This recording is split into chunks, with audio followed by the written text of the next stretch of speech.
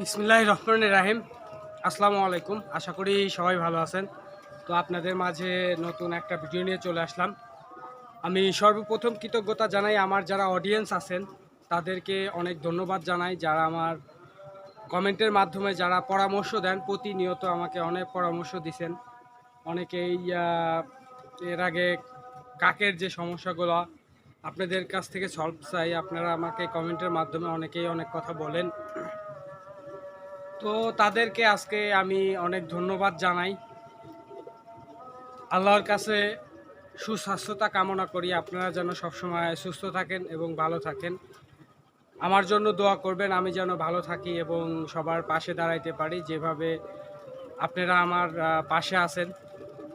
তো আজকের ভিডিওটা দেখতেছেন যে বিকেলে আসলাম খাবার দিতে, যে কবুতরগুলার কি অবস্থায় আছে। অনেক পরিমাণে রোদের মধ্যে দেখলাম যে কবুতরগুলা প্রত্যেকটা কবুতরই দেখা যাচ্ছে যে ঘরের মধ্যে নিচে ওই স্থানটা একটু ঠান্ডা আছে, ওই স্থানে যা বসে আছে।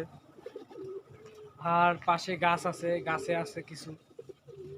তো যারা এরকম ছাদে পালন করেন তাদের ছাদে যদি গাছ টাছ থাকে অবশ্যই কবুতরগুলা ভালো থাকবে গরমের দিন বিশেষ করে।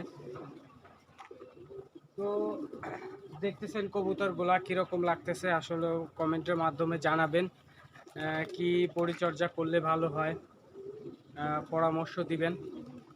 তো ভিডিওটা যদি ভালো লাগে তাহলে ভিডিওটা ফলো করে পেজটা ফলো করে দেবেন এবং ভিডিওটা শেয়ার করে দেবেন।